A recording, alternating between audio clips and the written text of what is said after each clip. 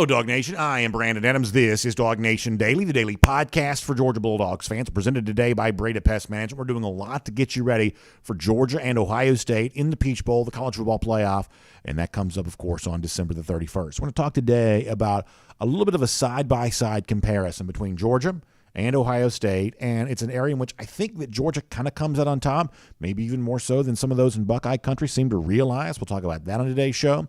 I'm also going to get into this.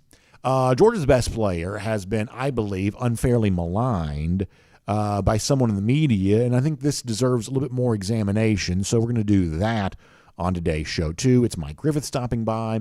We will look at the rest of the landscape in the SEC as we move towards bowl season here, too, and get you ready for what is an unbelievably busy month here around this program. As we said before, it's transfer portal, it's early signing period, it's college football playoff, and it is all happening at the same time right now. So things have never been busy around Georgia. We are obviously very busy trying to cover it all, and we are so happy to have you with us as we do just that. So without further ado, and after a little tongue-tied moment there, without further ado, we'll go ahead and get the show started. Glad to have you with us for it. It is DawgNation Daily, the daily podcast for Georgia Bulldogs fans, presented by Breda Pest Management, and it begins right now. Today's episode of DawgNation Daily is brought to you by Breda Pest Management, the official pest control of UGA Athletics. Presented by DawgNation.com, this is DawgNation Daily, the daily podcast for Georgia Bulldogs fans. Here's your host, Brandon Adams. So let me just say this off the top of the program here today. I have done a terrible job of something. Now, maybe those of you who are with us a lot would say there's a lot of things, BA, you do a terrible job of. But something I have done a terrible job of is promote the fact that we're going to do something kind of new and it's not that new. We do this sort of thing all the time, but we're doing it today. We're going to go live on video this afternoon. I'm recording this here on a Wednesday morning. We're going to be live on video today, probably around 1 p.m. or so, 12:30, 1 p.m., somewhere along those lines. And we're going to give you a little bit of, we're going to call it a Go for 2 in 22 video special. We're going to give you some of that today, looking at Georgia's continued preparations for Ohio State and the Peach Bowl. We expect to hear from Georgia coach Kirby Smart today to get a little bit of an insight from him on how things are going in Athens as Georgia continues to kind of get ready for this big college football playoff showdown in a time of year we're calling Go for 2 in 22 as Georgia tries to go out and win a second straight national championship number 2 for Kirby Smart. So we're going to get a little bit of an update from the coach on that today, and we'll go live on video today to react to some of the things that Kirby has to say. I have not promoted this as well as I should, but I wanted to mention them off the top of the program. And in fact, as a part of this show today, we'll even invite you to be a part of it. We'll take your Zoom calls like we do for our post-game show. We'll do that live this afternoon via the DawgNation video channel. So somewhere around 12:30, 1 p.m. It's not an exact time type of thing here because a lot of this is sort of based on what we hear from Georgia. So we'll do that a bit later on. Hopefully we can even give you some injury stuff and things like that. So we will do that coming up then. Before that, though, as you might imagine, the topic at hand here today on our program, DawgNation Daily, presented by Breda Pest Management. Good to have you with us, by the way. Is what's going to happen between the Dogs and the Buckeyes coming up in the Peach Bowl. And I think there is an element in which Georgia has an advantage in this game that some Ohio State fans might not quite realize. Some folks kind of deep within the heart of Buckeye country might not quite realize. And the setup for this is something you've heard me say a lot. And this is a very simplistic point, but I believe it is true. You've heard me say before that great teams are made up of great players.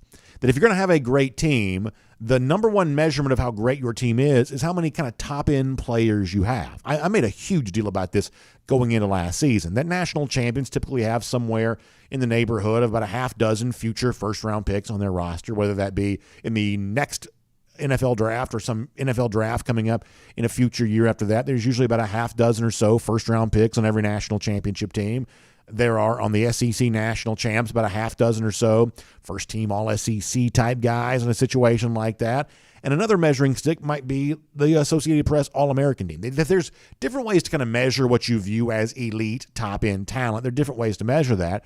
But national championship teams have a lot of it. You can be like Georgia and have kind of a team concept and kind of an ensemble cast where no player really outshines another. But that doesn't mean that you can avoid having players who are playing at the elite level. You may have so many elite players, they all just sort of seem the same, but enough of those guys better be at the elite, true top-end level, or you're probably going to fall short of winning a national championship. We saw that last year with Georgia. 5 first-round picks on defense was a defense that propelled Georgia to the national championship, and that's just sort of how it goes. So when you start thinking about this year's college football playoff, and you start thinking about this year's Peach Bowl, the semifinal game that Georgia's going to play, once again, the tail of the tape that sort of determines how all of this is going to kind of play out for me is which of these two teams has the most kind of elite top-end level players. And of that kind of top-shelf talent, who can call upon that talent and actually get more out of those guys in a game situation against the Buckeyes and whatever comes after that in the national championship? Who has the most top-end talent? Who has the most potentially elite performers? And which of these two teams, of their elite performers, can you really depend on those guys to really show up for you in a big way when it comes to the college football playoff? And I think there's this sense around Buckeye country, despite the fact that they've already lost this year, despite the fact that they're decent underdog to Georgia, about a touchdown or so during this game. I think there's a little bit of a sense here that somehow they are still the team that maybe has the most elite top-end level talent. To use kind of a phrase we all understand, that somehow the Buckeyes sort of feel like they have the most superstars here. They have the most household names here. They have the most big-time guys here. And that Georgia somehow this weird anomaly of a championship team, because in the eyes of a lot of Buckeyes folks, they don't seem to have that. I'm going to give you more evidence that kind of shows that here in a moment. But let me also give you something that many of you may have seen.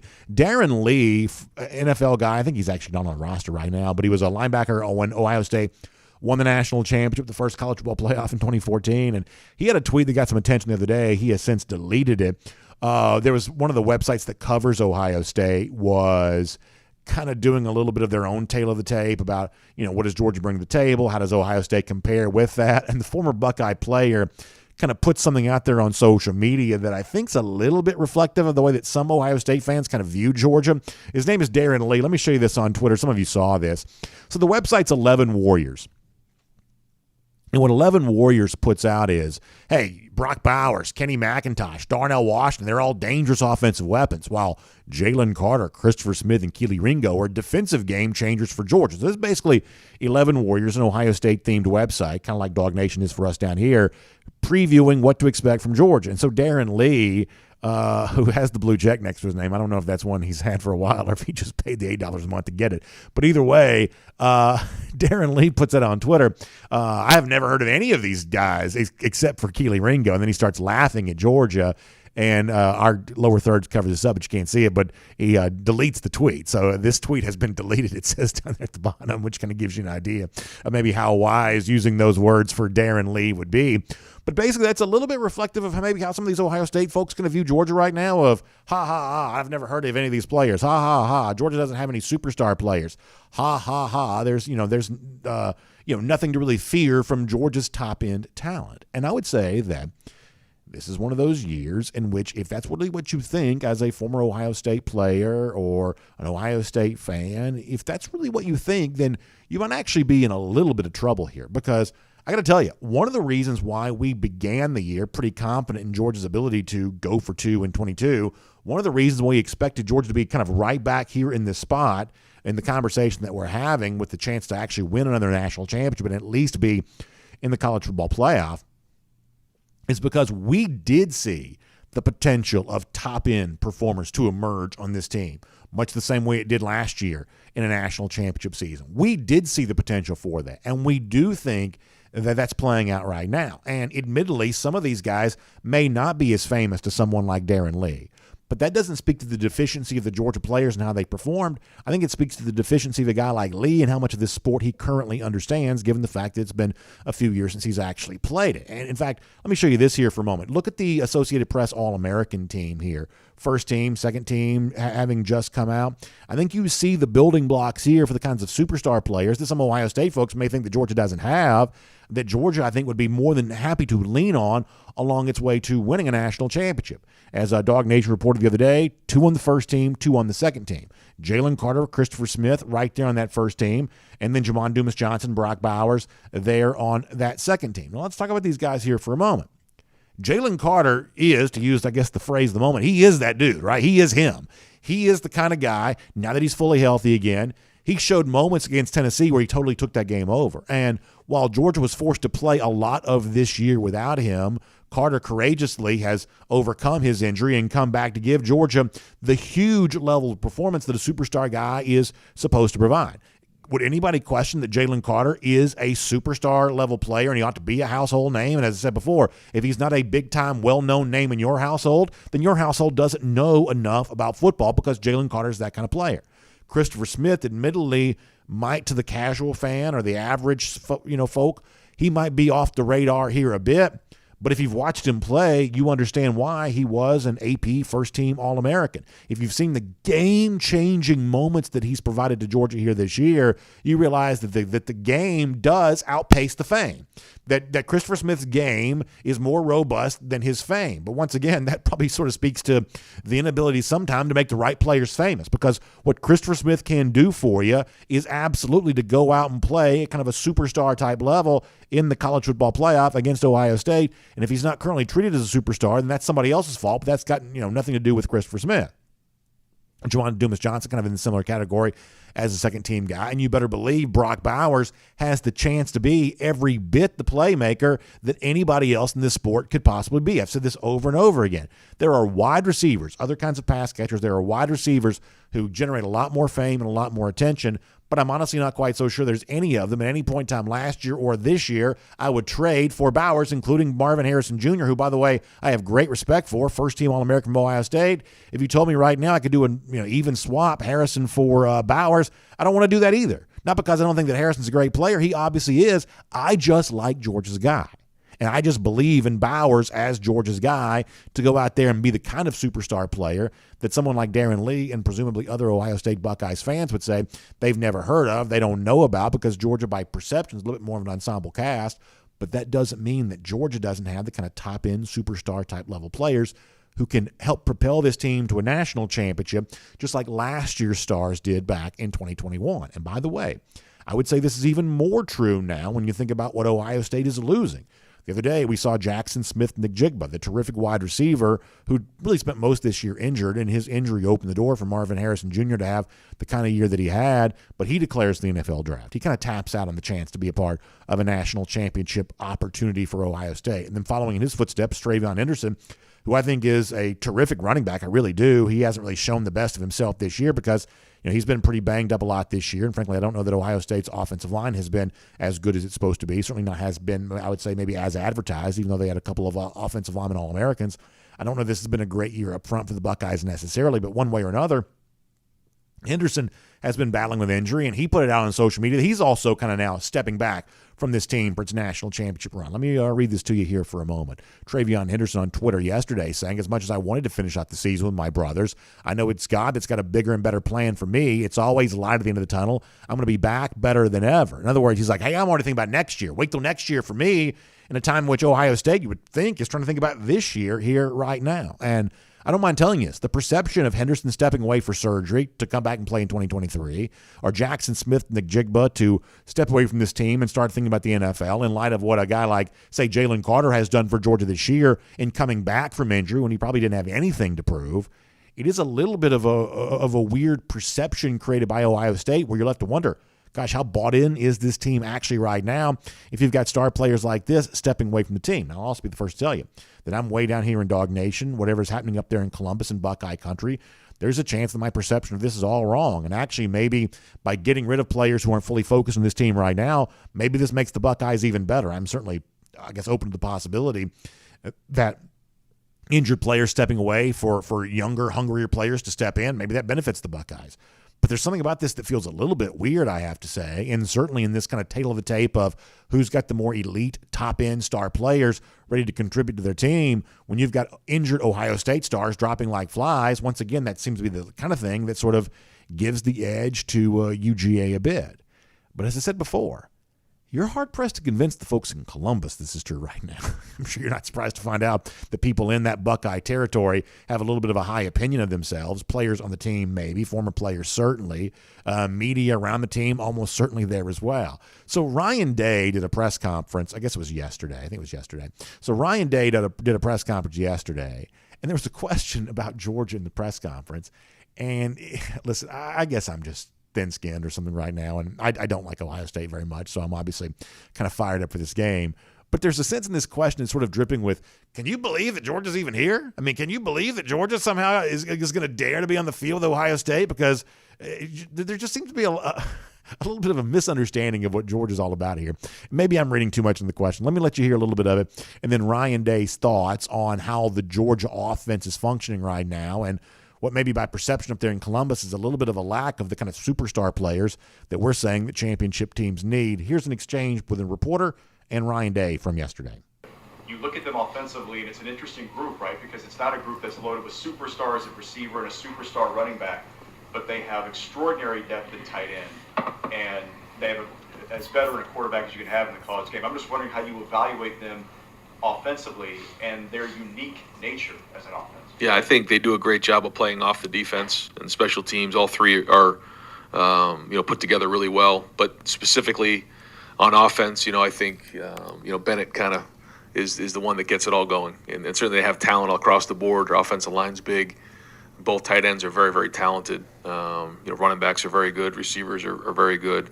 But it's the quarterback that makes it all go. And he's played unbelievable, deserved certainly an opportunity to be down in New York City on Saturday night. And what an unbelievable story of somebody that, came through a lot of adversity along the way in his journey to get to where he's at. So, from afar, it's been a joy to watch him compete. And so, yeah, I think they do multiple things. They're creative in how they do them. And, they're certainly playing good football here down the stretch. I've got no problem with what Ryan Day said. He's just simply a coach trying to get through a press conference. He's not thinking 5 seconds about any of the words that he's using right there. I do believe that he's wrong, that somehow the Georgia offense is strictly a referendum on Stetson Bennett. We said that to begin the week. As much fun as it was to see Bennett, deservedly so, in New York City as a Heisman Trophy finalist, the honest truth is that the Peach Bowl is not going to be a Wild West gunslinger showdown between Bennett and C.J. Stroud. And, Day is speaking there like any coach does. But ultimately, his assessment of the Georgia offense is simply wrong there. Bennett is a part of it. He is not the foundation on which the entire thing rests, I don't believe, and I don't mean that as any disrespect to Stetson Bennett. He is simply a component piece in that. As the quarterback, he may be the single most important component piece, but this is also an offense made up of a whole lot more than just quarterback. Georgia is just not nearly as quarterback-driven team as other national championship contenders such as Ohio State kind of are. But it's actually the question on all this that I can't quite get over. Georgia ain't got no superstars on offense, the questioner, the inquisitor would say. Georgia ain't got no superstars. I mean, let's see if you say that after the game, because, maybe Oregon thought that, but it was 49 points on the board. Maybe Tennessee thought that, but they couldn't do anything to stop that Georgia offense to begin the game, because honestly what we had heard going in that week was, oh, how in the world is the Georgia offense going to keep pace with Tennessee? We never quite hear the question of how is the supposed high-powered offense going to score on Georgia. We never quite hear that, but yet it seems to be a pretty big issue in a lot of these games. But it was actually Georgia who looked to be plenty starred up offensively to start that game against Tennessee, and they just hung 50 points on LSU, an LSU team that gave up 31 to Bama, gave up 50 to Georgia, and Bama's supposed to get all these superstars, but well, you get the point. I mean, it is very interesting to see the perception of Georgia from up there in Columbus, up there in sort of Buckeye country. The idea that it's Ohio State that has more of the star players than Georgia does. Well, some of those guys are injured. Some of those guys say they don't want none. And some of those other guys maybe haven't quite had the season that you think they do. And yet Georgia may by perception be a little bit more of an ensemble cast. But if you really dig deep and you look at what makes Georgia Georgia, much like a year ago where a bunch of guys having an elite top-end level season, I think you see a similar version of that here right now. If Georgia does go 4-2 in 22, that will be the reason why. And some of the guys who maybe for Georgia aren't as famous as they deserve to be, maybe the Peach Bowl will be the springboard for them to finally get the attention they deserve. My name's Brandon Adams, and this is DawgNation Daily, the daily podcast for Georgia Bulldogs fans. We're presented today by Breda Pest Management. We're happy to have you with us no matter how you get to us today, live on video, 10 a.m., Facebook, YouTube, Twitter, Twitch, or the radio at noon on Athens Sports Radio 960 The Rep, and we're available as a podcast wherever you find them, including the world-famous DawgNation.com.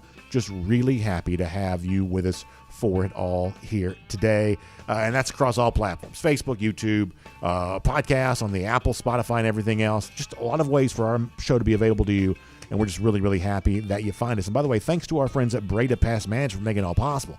We know our folks at Matt Breda and all those folks up there, they love what's going on with Georgia right now. They're the official pest control provider of UGA Athletics. That means when Georgia wins, they're happy, and it's always kind of fun to do business with a company that kind of has the same outlook on life as you do, that good news for Georgia is good news generally. And that's what our folks at Breda Pest Management are all about. And also, the same level of resources and strength they provide for UGA, they can provide for you too. Because think about this, Ramon. Georgia wants the best of everything, the best in every aspect of the program. So when it comes to the stadium and keeping the stadium protected from like termites and bugs and critters and all that kind of stuff, well, of course, they're going to choose the best possible pest control provider to do that for them. And you can make the same choice for yourself there as well. Now, here's why this also matters for you too. Because if you've got the strength, the resource, you've been recognized as a brand leader to the point in which you're being picked by UGA to help protect Sanford Stadium and all the other athletic venues, here's what you also have as well. The kind of strength that can be leveraged for you, the customers benefit there as well. I'm talking about a company that's been in business in the 1970s, more than 100 employees. When you've been doing it so well for so long, what that creates is a level of resource that can also save you money as well, because a strong company like this puts its strength to work for you by saving you money. So when you make the switch away from your maybe fly-by-night company where the price keeps going up and up and up and up every year, at Breda Pest Management, that's not going to happen. They're going to make you money instantly. They're going to save you money instantly just for making the switch. So please make sure you find them online at BredaPest.com. That's BREDA, BredaPest.com to find out more on that. BredaPest.com for our friends at Breda Pest Management. We're going to get Mike Griffith here coming up in a moment. We'll talk to Mike about what's happening in Athens right now as Georgia gets ready for the Peach Bowl. And we'll also get Mike a thought or two from him on obviously the incredibly sad news that we're still kind of reeling about with Mike Leach passing away. Obviously, Mike Griffith knows the SEC very well. And so we'll talk to him about what Leach has meant to this league, but also the sport beyond that, going back to his time in Pullman with Washington State and Lubbock before that with Texas Tech. So we'll talk a lot about Mike Leach with Mike Griffith here coming up. Before that, though, I want to go around the doghouse. Now, here's the thing. We talked a moment ago about the superstar level players for Georgia that the Dogs will need to lean on in order to win a national championship. My very simple kind of elementary point, but nonetheless, I believe a true point. The great teams are made up of great players. And you have to have a lot of All-American, All-Conference, first-round pick type level players playing at a top-end level if you want to have a team that propels itself to as far as it can go. I don't believe there's any doubt that the number one superstar on the Georgia roster, as measured by anything you want to measure by, first-team All-American, future first-round pick, Georgia's best overall player is Jalen Carter. And when you think about what Carter has a chance to do in this college football playoff, it is to demonstrate just how true that is. Obviously, the thing he's famous for right now is what you're watching on the video screen right now, which is him picking up and carrying around Jaden Daniels, the LSU quarterback. But that's kind of the image that tells the larger story of exactly how dominant Carter has been when he's healthy. And yet, I got to tell you something, and this doesn't matter much right now, but it's still kind of aggravating me a little bit right now, is that Todd McShay goes on ESPN television. I believe this is from this week. I think it's within the last day or two. And, a year after we heard all kinds of weird, unfair maligning of a guy like, say, Nakobe Dean for a completely different reason, dropping on draft boards for this sort of non-specified, whispery type reason, here we are a year later, and the same kind of stuff is going on the Georgia guy again. And ultimately, the NFL draft is probably the farthest thing from many of your minds. But just given the fact that Georgia's about to try to win a college football playoff national championship on the back of a guy like Jalen Carter, having Carter's character and integrity maligned, I feel like feels like kind of the wrong thing to be doing right now. But nonetheless, on ESPN TV this week, that's exactly what Todd McShay has done. I don't like this, but I do want you to hear it. This from ESPN apparently this week. Yeah, this is an interesting one. I mean, first of all, Seattle is a little bit better on the perimeter than they are on the inside, and so it's a little bit of need. Here's the deal with Jalen Carter. He has character issues, and the closer we get to the draft, the more we're going to hear about how some teams are really concerned about it. But with Pete Carroll, he has a history of bringing in guys with that questionable character and making it work. And if you're not worried about the character, he's the best defensive player in the country. Look at the last 3 games when he came back off the ankle injury and what he did, just absolutely destroying offensive game plans. And I love that play right there with Jaden Daniels. I mean, he has a chance to be one of the special elite interior defensive linemen in the NFL. And for a team like Seattle that's not that concerned about the character issues when it comes to guys because of Pete Carroll's history, it just made sense to me. But listen, if Will Anderson was the pick, I'd love that too. Look, I love football. I love college football. I like the NFL. The NFL draft is obviously the thing that unites the two kind of versions of the sport. But I think most NFL draft talk is just kind of gross. I have to say that. I'm turned off by so much of it because we're taking what ought to be the most special moment of a young man's life, and so much of the pre-draft process is about honestly just ripping these guys to shreds for whatever reason. And the way to sound smart as an NFL draft analyst is talk about what's wrong with the guy. And we just heard Todd McShay use the word character issues 4 times in discussing Jalen Carter. He's clearly getting that from someone. He wouldn't be saying it if he wasn't. But oftentimes what we find out is the person trying to kind of spill the character issue stuff is doing so for some sort of ulterior motive. He's trying to, get Carter to drop so he'll land on some team or whatever else. And I won't pretend to know one way or another what McShay's talking about, but that's also kind of part of the problem. That if McShay's going to use the word character issue that much and then not go into more detail about exactly what that is, but on TV you don't really have time to do that because you've only got a few seconds to talk about each player. But to really slander Jalen Carter that way and not give more detail about exactly what he means, I just think that's a bad look for McShay. And frankly, at some point in time, I hope Georgia responds to this because I don't think that's fair for Jalen Carter. But let me spin this back to the positive here just for a moment. Did you notice what he also said there in light of character issue this, character issue that? He still has Carter going number 2 overall in this draft. Now, I find that to be really interesting because a lot of us back during the offseason would have said, hey, I'll take my guy defensively, Jalen Carter, over Alabama's Will Anderson or anything like that. And Bama fans were laughing about that. They thought it was so funny that anybody could dare say any player in this country defensively belongs in the same conversation with Will Anderson. But if McShay ends up being right, character issues aside, whatever that's about, if he ends up being right, then Jalen Carter's going to get drafted ahead of Will Anderson. That's the kind of career that Georgia's Jalen Carter has put together. And once again, just like we said off the top of the program, some of this for Georgia players, for whatever reason, happens kind of quietly, right? Anderson's a great player. You'll never hear me say a bad word about him. But everything Anderson has done during his career has been so noisy and so noticed. He has been so patted on the back, justifiably so. He's a great player. But by comparison, Carter's another one of these guys at UGA that kind of blends into the scenery. I don't think folks are fully aware of exactly what kind of career that he's had as an interior defensive lineman. And I don't think a lot of these Ohio State folks realize that coming up on December 31st, they're about to do battle with a defense that has a player that is justifiably, arguably better than Will Anderson. I don't know that they're quite aware of that.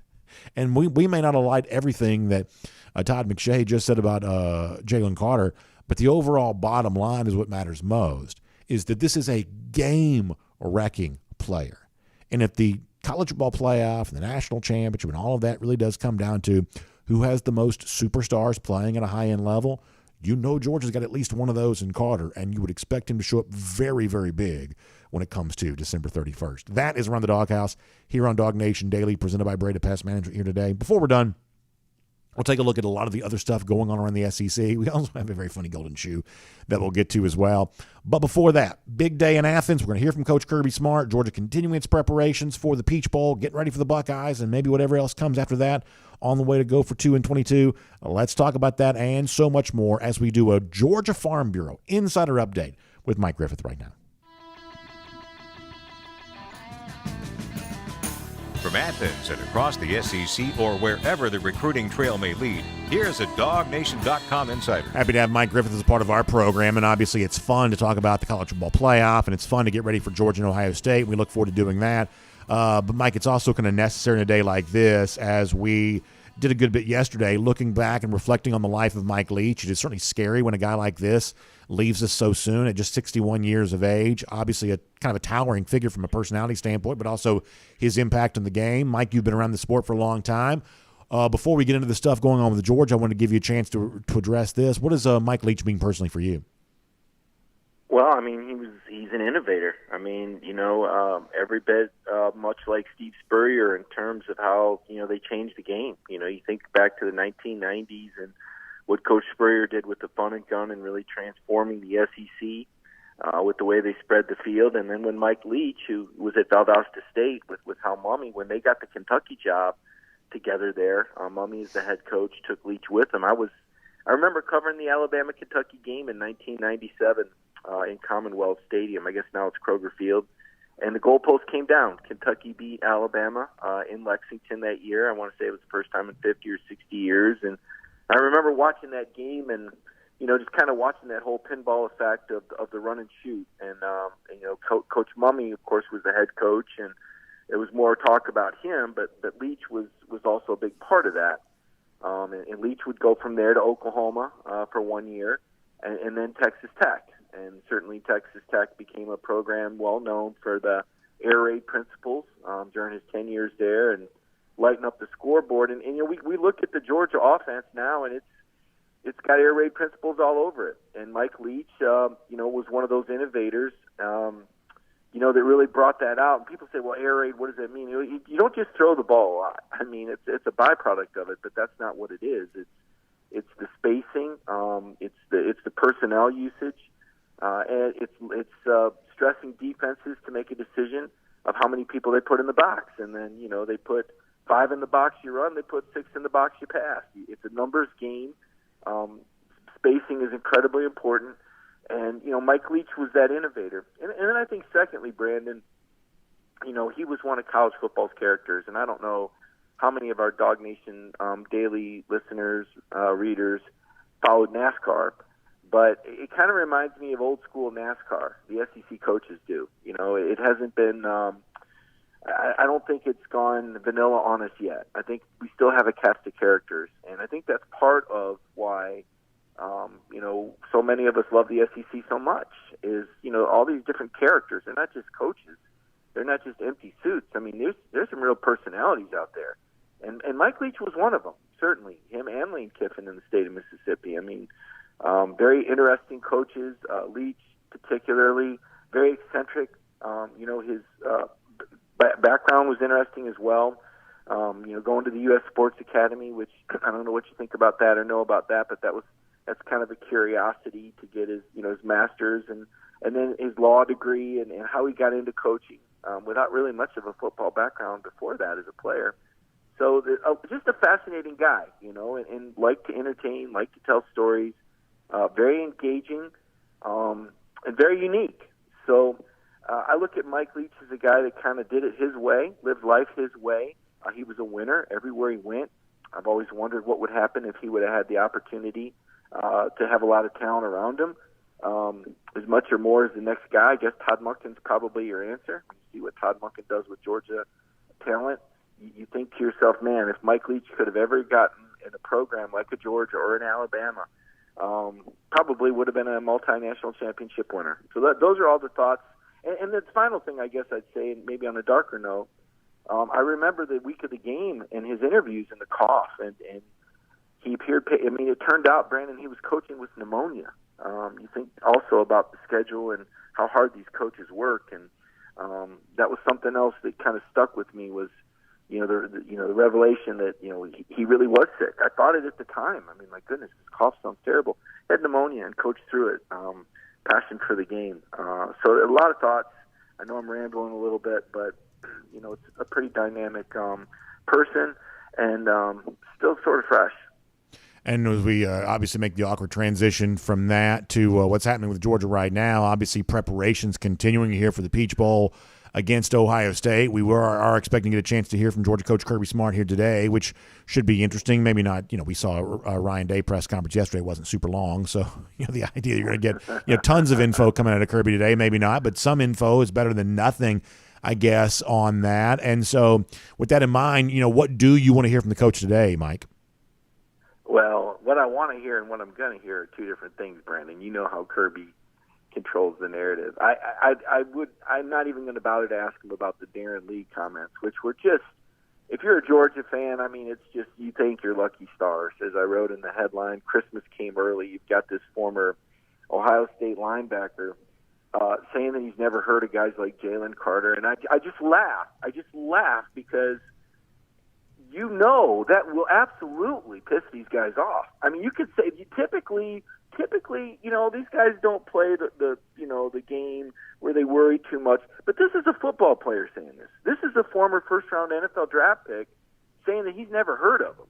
Kenny McIntosh, Chris Smith, Jalen Carter. I mean, these aren't the guys to pick on. Then he outs Kirby for the 2014 Alabama. This was 8 years ago, Brandon. But he points out how Ezekiel Elliott. And I'm thinking, all he's doing, you don't understand. Maybe you think you're going to distract these guys. You're not. All you're doing is putting coal on the fire because football players and athletes look for reasons to be motivated every day. It's hard. Look, face it. We all are challenged to be motivated. We have a daily call at 9 a.m. every single day And some days are harder to get on that call than others. You got to find your motivation and your why, right? Well, just imagine being a football player and the challenges that they have physically, mentally, emotionally, spiritually, day after day. It's that much easier when you've got this NFL player saying, I don't even know who you are. You hear that voice. You see that in your mind, and it drives you. Just like the Eric Ainge, just like how the Georgia fans responded earlier. I mean, I love it. This is great. I love it because I like the story. I love to tell the story, and I root for good stories. And having this Ohio State guy saying that the only Georgia player he's ever heard of is Keely Ringo, this is perfect. This fits right into the storyline, Brandon. And Kirby and the coaches are going to have that stuff posted everywhere. And now Kirby's unified with the players because he didn't just put the players on blast. They put Kirby on blast. So now you're all in this together, Georgia, and it's fun. So Georgia should send Darren Lee a thank you card. Somehow the guy claims that this is helping Ohio State. I have no earthly idea how this helps Ohio State. I just don't see how. So, that's going to – other than that, they'll bring chicken sandwiches. I guess the question I would ask if I wanted to be a smarty pants is if Gary Stoken's going to tell Kirby Smart what uniforms to wear. Because you remember back a couple years ago when Georgia wore the black uniforms at the press conference when Gary Stoken said, Coach Smart wanted to wear them. And Kirby goes, no, actually, Gary asked us to wear them. It was kind of, speaking of awkward, right? I don't think Gary Stoken's going to tell him what uniforms to wear this time. But to go back to what you were saying a moment ago, I mean, the former Ohio State player, which frankly I don't think anybody's ever heard of either. Some of this is just sort of the typical perception that sort of seems to exist around Georgia for whatever reason. I mean, look, Georgia's success has been built on the back of being kind of an ensemble cast. Even last year with 5 first-round picks on defense, you had the number 1 overall pick. You had, the Nagurski Award winner. You had all these guys who, by definition, are sort of superstar-level players, but because you have other guys standing next to them doing something similar, nobody really stands out from the crowd next to anybody else. And it is just sort of true across the board that Georgia players are just less famous than their success should make them be. Last year Brock Bowers wasn't even the finalist of the Mackey Award. I think a lot of people don't realize how dominant Jalen Carter is along the way to being a very high NFL draft pick, and on you can go here. Of Georgia players have performances that ought to make them famous household names, but because there is so much talent at Georgia and so many guys who've done so many things, I'm presuming that's the reason anyway, that Georgia players are just sort of less famous than their counterparts seem to be at a place like Ohio State and a place like Alabama. It doesn't make the Georgia players lesser. It just sort of frankly means that there are some people out there who aren't doing a good enough job of paying attention, I would say. No, I think you're right. I think you're right. And it is curious. And, even this year, when I did the story the other day on game day, it's going to be there. Interestingly enough, this is a nice little factoid.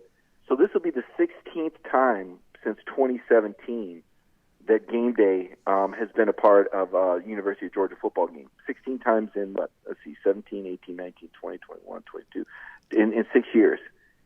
The previous, that thing originated in 94. In the previous 23 years, it was 16 times. They were 3-13 in game day before Kirby Smart took over. 16 times they'd been on, dating back to 1994.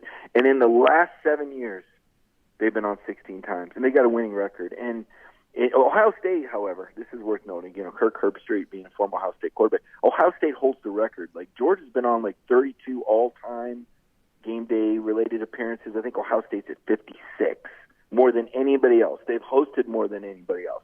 Ohio State is football royalty. Make no mistake about it. I saw this dynamic when I covered the national championship game in 2006 or 7, whenever that was, when Florida, then coached by Urban Meyer, faced Ohio State out in Glendale, Arizona. They just opened that new stadium out there that was brand new. It's just hard to believe it's been that long. And I wondered what the clash of Florida and Ohio State fans would be like. We all know what Florida fans are like. We're all very well aware of how loud and boisterous and arrogant Florida fans. Let me tell you, they got nothing on Ohio State fans. Same thing. Same exact crowd. High dollar, boisterous, confident. Brandon, they're going to take over Atlanta. People aren't ready for this. Ohio State is going to have half the fans in that stadium. These people travel. It's amazing. And they don't apologize for being Ohio State. They change rules in the Big Ten for Ohio State. You want to talk about a flagship program. You think Alabama gets a little bit of extra love or Florida gets some love from the SEC? Ohio State runs the Big Ten, literally runs it. And so this is fascinating. This program to me is incredible. Covered Ohio State as part of a Big Ten beat writer for 4 years, from 12 to 16. Saw Michigan State take them down twice, amazingly. But I also saw them dominate some games, and their talent is just sick. And if they've got enough of a mental edge and they really rally, this could be a football game. If Ohio State gives you their best football game, this could be a 4-quarter game. Yeah, I don't doubt that. I mean, I expect it to be a 4-quarter game. I also expect Georgia to win the game. I mean, ultimately what it comes down to for me, Mike, is that if it's a college football playoff semifinal, you should expect to play a good team. I look across the field and I see a good team. When I see Ohio State, what I think if you're Georgia, you lean on here, and these are things I've talked about over the course of the last few days. You are the physically tougher team. You are the team that kind of embraces the physicality of the sport more. Ohio State's been left lacking in that category a couple of times here in back-to-back games against Michigan in 2021 and then again here this season there as well. And to be frank, I don't want to make too much about this because I don't know all the inner workings going on here.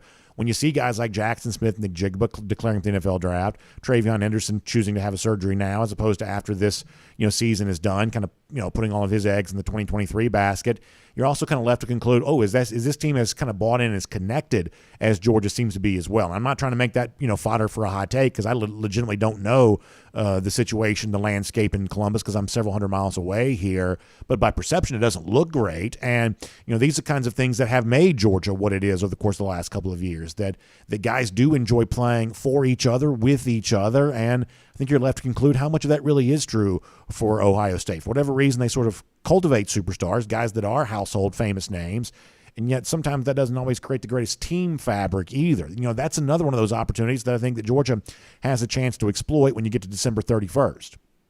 I agree, and I think that Kirby Smart is the difference. I don't think Ryan Day is unproven to me. I mean, I know he's taken over, and I know his record is gaudy, but it's supposed to be.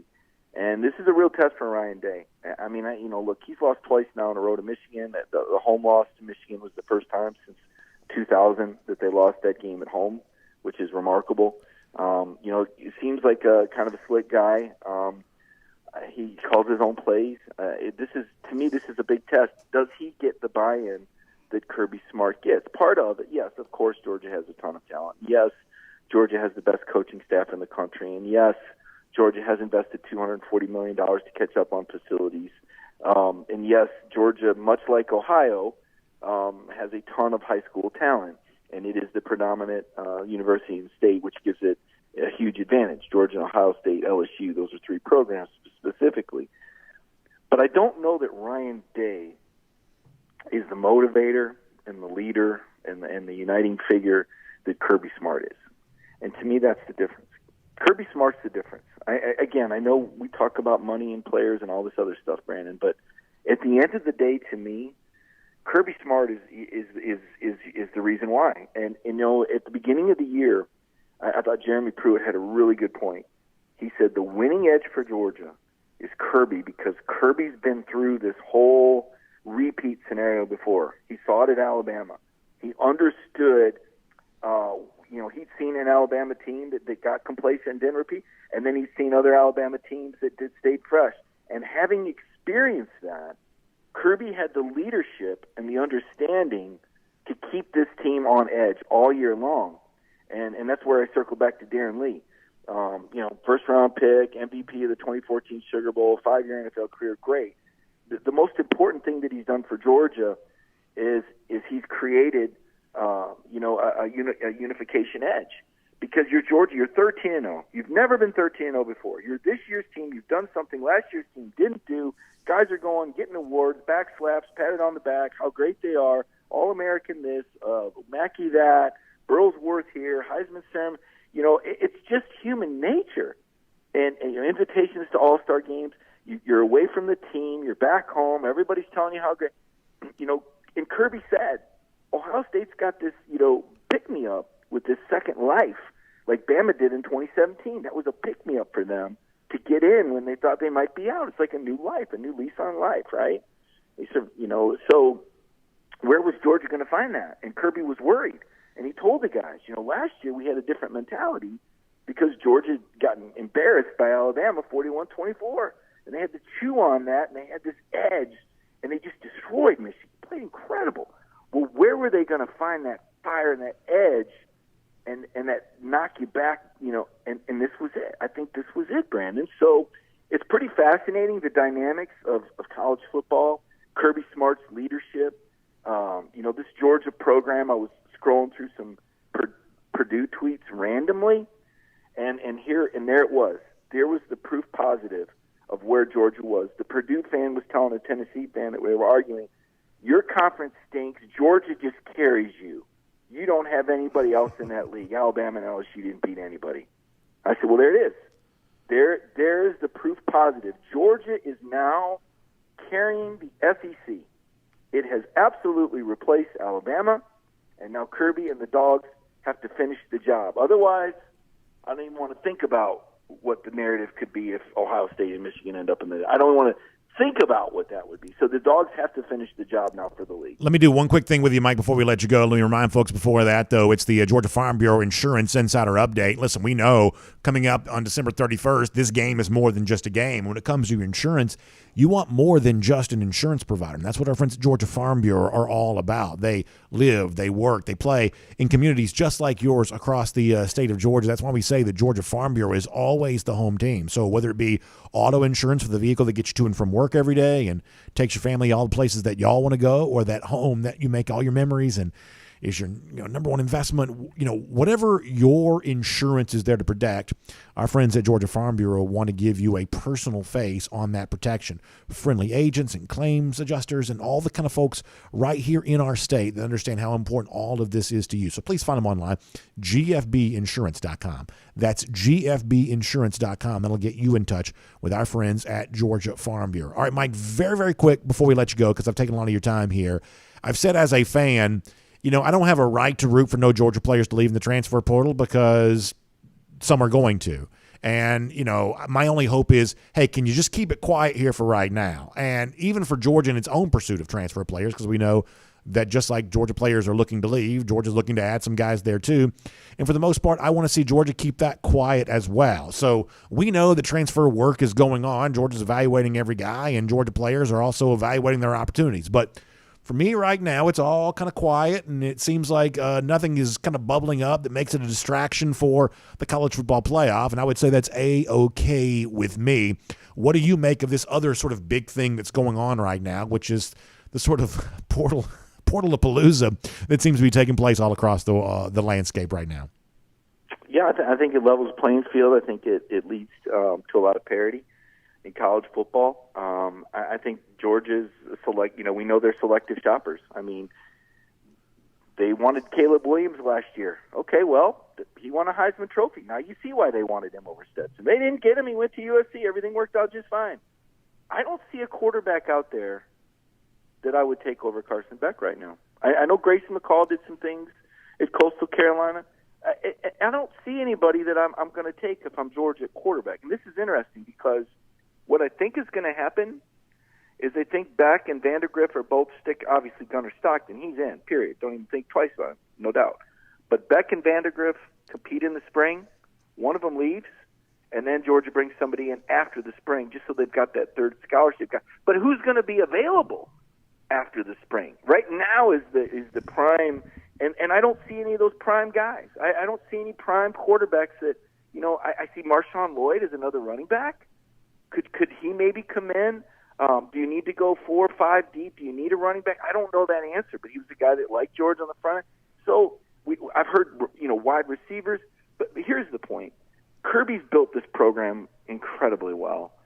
So it's not like they have this immediate need. I think maybe receiver you might say, okay, that's where you might really press, or maybe it's safety. But to your point, Brandon, Kirby's made it a point to keep the focus on the team, keep the focus on the game.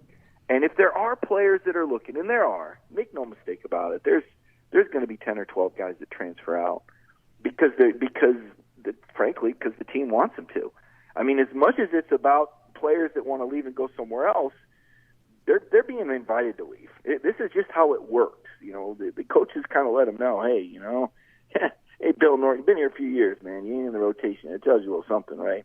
Or, you know, last year. So to your point, it's been kept quiet, which is what Kirby wants. It's kept the focus on the team.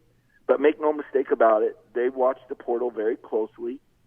They know what they want to find and what they want to identify. And they've done a pretty good job when you think about the transfers they've taken in. I know Tyke Smith maybe hasn't turned out to be the All-American we thought he would. You know, Javon Bullard beat him out for that nickel spot. He played well when he needed to this year when Bullard was suspended. But I think back to Eli Wolf, we didn't think he'd caught the game-clinching pass against Florida a few years ago. I think about Lawrence Cager. You know, you don't get a top 10 finish in 2019 without Cager emerging and returning from the dead from that Florida game, if you remember that moment. So I kind of trust Kirby in the process. And as far as guys that have left, okay, the Fields fiasco, we all remember that. But for the most part, I think Georgia's fared really well, and I don't think that would change. If I was a Georgia fan, I wouldn't be worried one bit. I'd be excited knowing that Kirby's going to make calculated decisions. And right now, I don't see any quarterback out there that's better than what Georgia has. I really don't. I hope it's Carson Beck next year when we start the season. I would have liked to have seen him get a little bit more time this year, a little more investment in him. But this guy's capable. He's strong. And I think it'd be a seamless. And now that Monken's sticking around, that's the other thing I would say. Sure. You know, Monken doesn't really want to be a head coach. I think the wheels are greased for a strong off season. And I'll call it right now.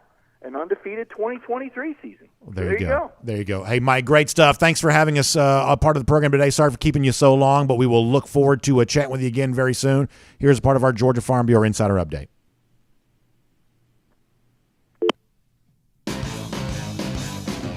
Let's take a look around the rest of the league. This is SEC Through. All right, interesting stuff there. Mike Griffith, the Georgia Farm Bureau Insider Update. Let me just say a couple things here real quick, and then we'll kind of move on to SEC Through. And look, Mike kind of touching this with Ohio State. I mean, there's no doubt about this, that Ohio State, as kind of one of the flagship programs of the Big Ten, I'd say there are two true flagship programs, Ohio State and Michigan. I would say that Penn State's just below that, but that's pretty big business in its own right. But the point is, Buckeye football is big business, and Big Ten football is big business. You know, the most populous state in the SEC footprint is Florida. It's like 21 million or so. Not all of that belongs to the Gators, but that's, you know, the biggest state in the SEC footprint. Second biggest is Georgia. Georgia's just under 11 million, I think, from a population standpoint. So part of the reason why Georgia's kind of always been viewed to be, best job in college football and kind of gets some of that conversation is because it is a football-crazy program in a gigantic football-crazy state. That Georgia is that. Well, the state of Ohio actually has more population than Georgia does. And if you look across the board, part of the reason why the Big Ten commands such big media rights deals, you know, the average fan doesn't care about TV contracts, things like that, but if you follow the business part of that, part of the reason why the Big Ten gets these huge media rights deals is because across the board, you know, the Big Ten universities, the Big Ten alumni bases, the populations within the states are all pretty big. It's not New York City, Los Angeles, but it's pretty big. I mean, even, you know, schools you don't think about a ton, like, say, Nebraska, Iowa. You know, these are Nebraska, certainly Iowa to a degree. These are pretty big fan bases, pretty big alumni bases. There's a decent, you know, level of support there. And so in the future, when you think about the arms race between the two power leagues, the SEC and the Big Ten, when you think about that in the future, the one thing that you're going to conclude is it's just really good business to be involved in Big Ten football. And you can buy a lot of things with all that money the Big Ten's going to be making, but you can't necessarily buy wins on a football field. And when it comes to facing a Big Ten school versus an SEC school, this is not just Georgia versus Ohio State. This is kind of waving the flag for the future of those two conferences a bit. And while the Big Ten has been great for the box office, the SEC has been far better on the field. And that's kind of what Georgia's also kind of playing to remind you of when it takes on the Buckeyes there on December the 31st. And then one more thing I wanted to mention here, too, and then we'll do a little bit of SEC through stuff. So, obviously, the Mike Leach story is a terrible tragedy, and it just seems like one of those things that we all kind of live in fear of, which is that Mike Leach just fell prey to kind of a bad luck health outcome, that sometimes out of no control of your own you have this sort of bad health thing that takes place. And in the case of Leach, it cost him his life. That's really scary. It's incredibly sad. And I think that's part of the reason why a lot of us have kind of reeled from this so much. But here's the one thing I do wonder if you're going to see more of, because we'll kind of move off of the remembrance of Coach Leach eventually, and we'll kind of move into the next phase of this and the aftermath of that. And I do kind of wonder, maybe we'll hear from some from Kirby Smart on this today. Men are sort of notorious for not really taking very good care of their health, just to be completely honest. That's a little bit of a broad brush, but it's also probably true. I'm probably guilty of that from time to time there as well. We just get busy. We're into our work. We're into our families. We're into that kind of stuff, and we don't like to pause and think about our health very much. And in the case of Coach Leach, I don't have any indication that there's something he could have done to make his situation any different. It just sort of seems like it was just really, really bad luck from a health standpoint, at least my understanding of that right now. And yet, maybe this does end up serving as a reminder of, hey, for coaches, as much as you value your time as a coach, as much as you want to be a hard-driving guy who's really burning the candle at both ends, pausing, reflecting, taking care of your health, both spiritual and emotional health, but also physical health, just the regular, getting those checkups and things like that, that's got to be an important part of the process. That being a good man means also taking care of your health so that you can remain a good man for the people in your life that are depending on you. And the Leach thing is a horrible tragedy, but if it does motivate people to kind of take better care of their health, then maybe something good can kind of come out of this, maybe. And in the case of Coach Leach, as I said before, it just seems like he was just bad luck, that every now and then something really bad happens that you have no control over, and it seems like that was the case for Coach Leach. But if it does make health more top of mind for those of us who love college football, then maybe something somewhat good, I guess, can come out of that. It's one of those things that we'll no doubt hear some coaches talking about in the weeks and months to come, maybe an additional spotlight on health, just given the fact that when you lose a coach at 61, that is really, really scary for all of us, no matter what age we are. So our thoughts and prayers continue to go out to the Mississippi State community and those who knew and love Coach Leach. It's an incredibly sad thing, and never an easy way to transition to anything else after that. But I do want to go cruising around the SEC here for a moment and get ready to give you a couple of SEC news and notes that you might have missed in light of the Leach news, and also kind of remind you that it is going to be a great time on board with us on our Royal Caribbean cruise coming up this April when we're there for the second ever DawgNation cruise. And I was on board Wonder of the Seas last week, and I think one of the things that we all have kind of come to believe is, hey, get the most out of your life. Enjoy every moment that you have, knowing that nothing's ever promised to you, and nothing's ever guaranteed, nothing's ever given. Enjoy happy moments when you can. So for me last week, getting a chance to be away with my wife, we actually have a full family cruise coming up in February where we're going to take our kids on a cruise for the first time, and I got to tell you, they are so excited about that. And the fresh eyes of seeing a Royal Caribbean cruise vacation like this when we've been kind of telling them about it, getting them excited about it, it's been really fun. But that's always it's just kind of nice to also have that kind of getaway husband and wife. And last week, along with some of our friends here from DawgNation, some of our friends at Royal Caribbean, we were on board Wonder of the Seas last week, and it was just a reminder to me of how much fun we're all going to have together on board Independence of the Seas this upcoming April. So our friend Jessica Slater, who's a great travel agent, in fact, she was specially selected for us by Royal Caribbean to book the DawgNation cruise. You can reach out to Jessica, give her a call, 770-718-9147. That's 770-718-9147. You can also go to royaldogs.com. That is royaldogs.com, and you can be a part of our DawgNation cruise. It is kind of crunch time to kind of get serious about this. I know a lot of you have been looking into it, and you've been talking back and forth with Jessica. It's really time to kind of get that going and go ahead and get that finalized, because we want to get you locked in and ready to be a part of this. It's already, by far and away, one of the biggest events we've ever done here at DawgNation with the staterooms we've already booked. We've got even more slated to be booked here in the next little bit. So I'm excited about all of that and really, really looking forward to having all of you with us on that DawgNation cruise. All right, so let me do this here. A couple of news and notes that you might have missed. Some of this transfer portal related, some of this recruiting related. So Alabama has lost a couple of receivers off of its program to the portal. You got Aaron Anderson going to the portal. That's a number 35 recruit from the 2022 class. That's a pretty big-time player, and yet not really kind of finding that home in Alabama, looking to move on. Before that, wide receiver from the class of 2021, another top 100 recruit when he signed, Christian Leary. He's moved on. Leary does have a home. We'll tell you more about that in a moment.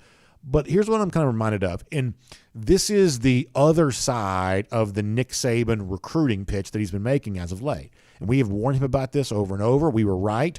I think that Nick Saban has erred in the way that he's gone about this. But Saban has kind of promised, to use a word we've already used in today's show, he's kind of promised that superstar status to players. Come here and get stats. Come here and become famous.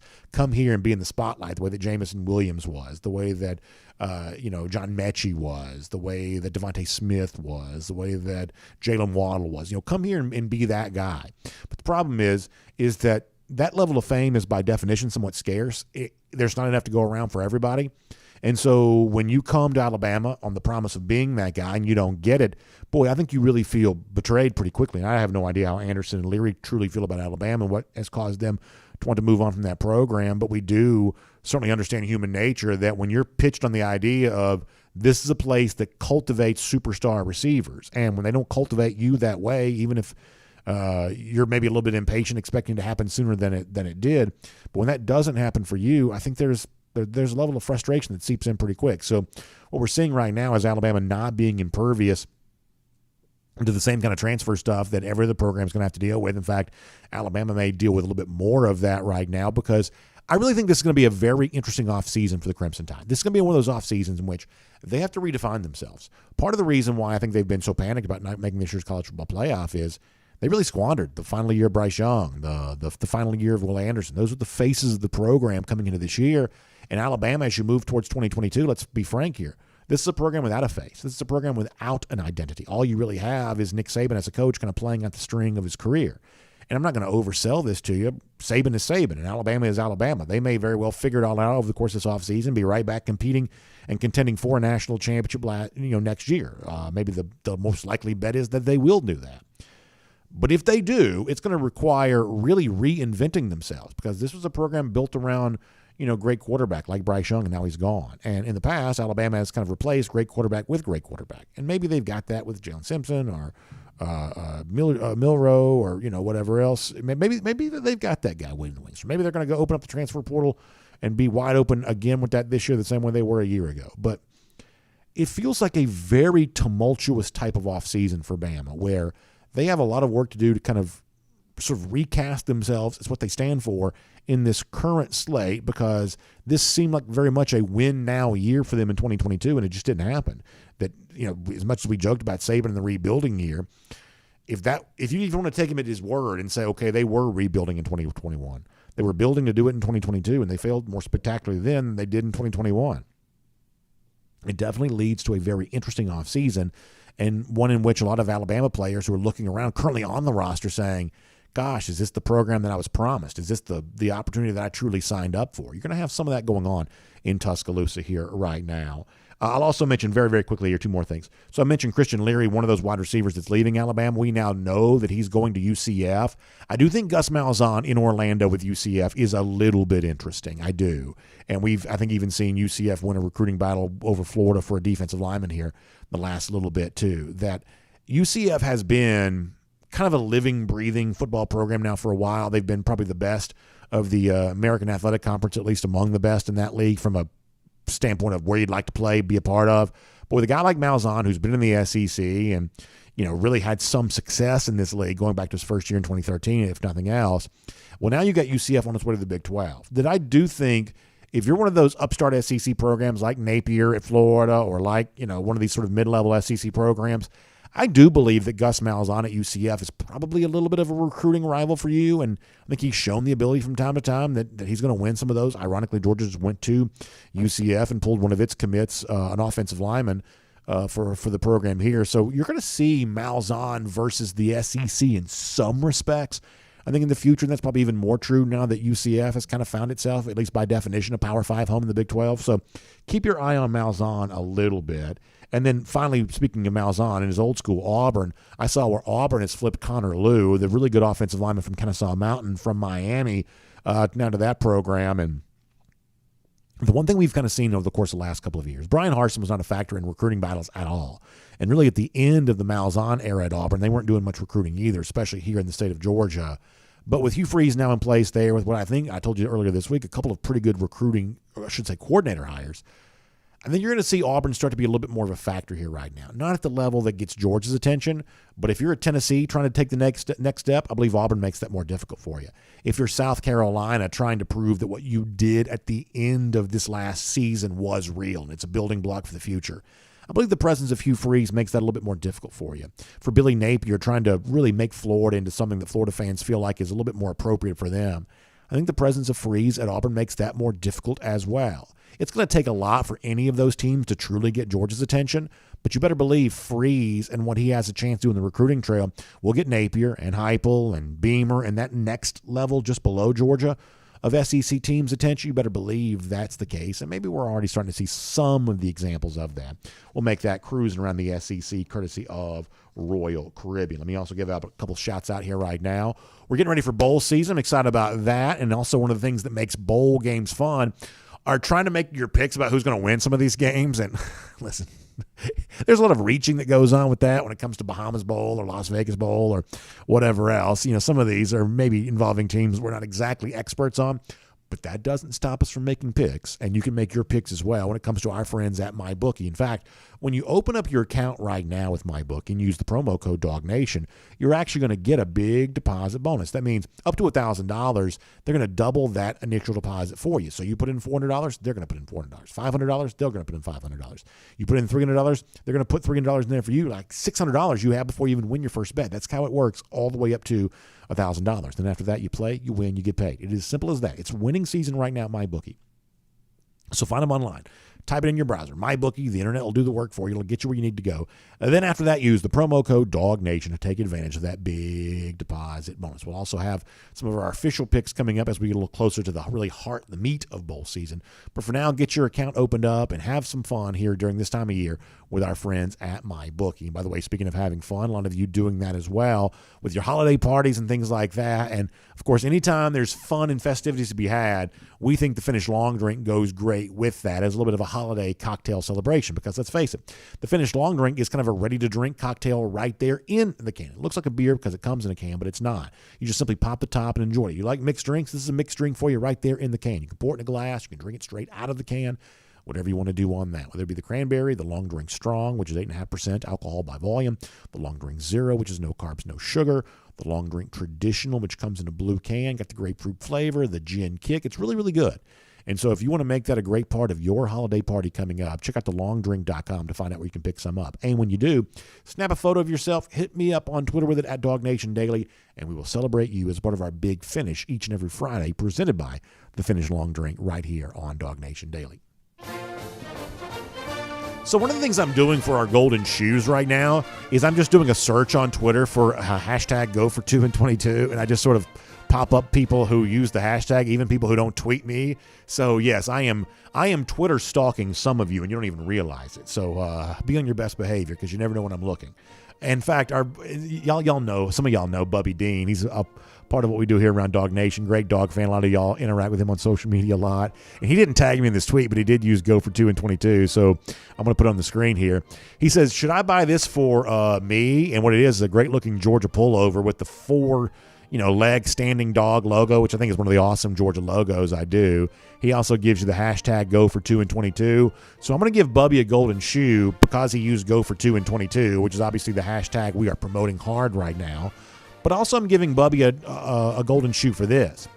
Yes, buy gifts for yourself, by all means, out there. Listen, when you get to be a certain age, it's almost like Santa Claus sort of forgotten about you a little bit. It sort of feels that way. Now, if you're still a young kid, Santa Claus is going to love you for a long time. But by the time you get to be my age, Santa Claus ain't really returning my phone calls the way that he once was. So if you really want something, yeah, you might need to get that for yourself. So, Bubby, if that pullover's calling your name, then by all means getting it. Or if you want to get a Go for 2 and 22 t-shirt, don't wait for Santa Claus to bring it to you. Just use the QR code that's right there on your screen if you're watching on video, and you can get yourself one.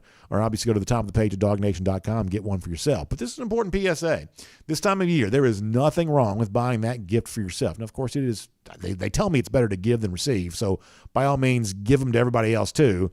But don't forget to take care of yourself there on that Christmas list, because been extra good this year. I have a long list of presents. All right, so really, really good stuff. Good job, Bubby. And by the way, no Christmas gifts, nothing but coal in the stocking of those lousy, stinking Gators. 318 days from right now, Georgia's going to be coming down their chimney, and they're going to be doing it a huge way to the tune of another big victory. So we're looking forward to that, and we will see you tomorrow. Dog Nation Daily, presented by Breda Pest Management.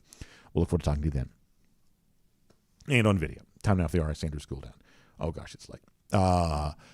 So here's how it goes. We were going to try to get off early because we're going to be back on video in a little bit, but now it's already late, so that's kind of all that's kind of squashed. But the point is, we'll take some of your comments here, and then we'll hop off and then hop back on later on. We're going to do a Go for 2 in 22 special, so that's going to give you a chance to weigh in on what we hear from Kirby Smart today. Kind of a little bit of a look at where Georgia is in its preparation for Ohio State. So we're going to do some of that Go for 2 in 22 on video today, and we're going to invite you with your Zoom calls to be a part of it. So with that said, we'll pop through. We'll do enough comments to say that we did some, and then we'll get off the air. And if you can join us, 12:30, a little bit before 1 o'clock, we'd love to have you there for that there too. So that is the story.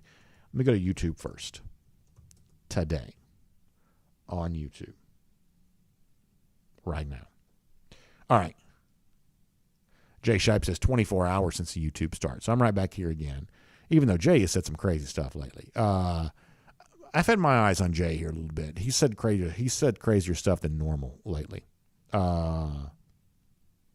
Suzanne Akins, I should say, is asking if DawgNation's doing a tailgate for the Peach Bowl. I would have loved to have done one. It's one of those things where I think I even try to push our folks to try to have one if we possibly could. But it's just one of those deals where logistically it's just very hard to do this on a quick turnaround. The SEC championship tailgate that we did, there's months and months of prep and planning that goes into something like that. And to say that you would then turn around and do the same level of production for an event with only about a couple of weeks to get ready for it, logistically, that's just really, really hard. Now, it ain't hard for me because I don't do any of it. But for the people who do it, that's just really, really hard for them. And so because of that, we're not going to be able to.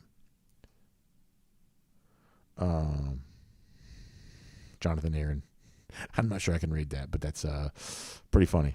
Frederick Meredith, very excited about the future of Dalen Everett, which I am as well. Foster Moss says that Florida's looking like they're going to be the 67ers again. In other words, 6-7. You may very well be right about that. That's very funny. G. Grace Bama Boy says that on the subject of Malachi Starks, who probably did not have his best game against LSU. He's also a true freshman. And listen, here's what it comes down to with Starks is I'm not a scout. I don't pretend to be, but I have every indication that Malachi Starks is on his way to be a truly game-changing player for the Georgia Bulldogs. I've said this for quite some time. There's just a lot to like about Malachi.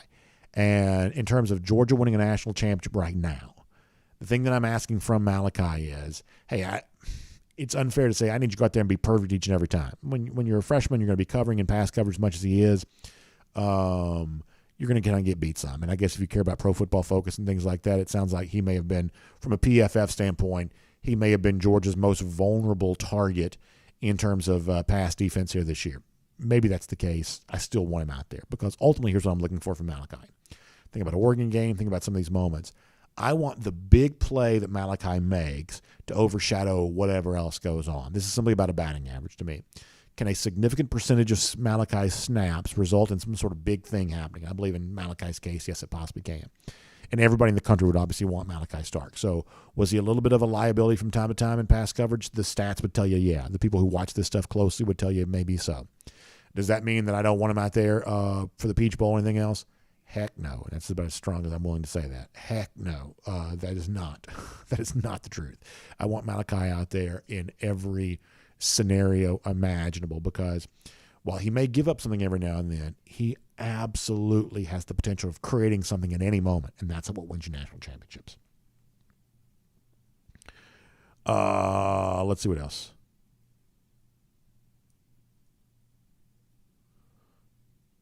Chase White on the subject of who's to blame more between Ringo and Starks. I mean, I will tell you this.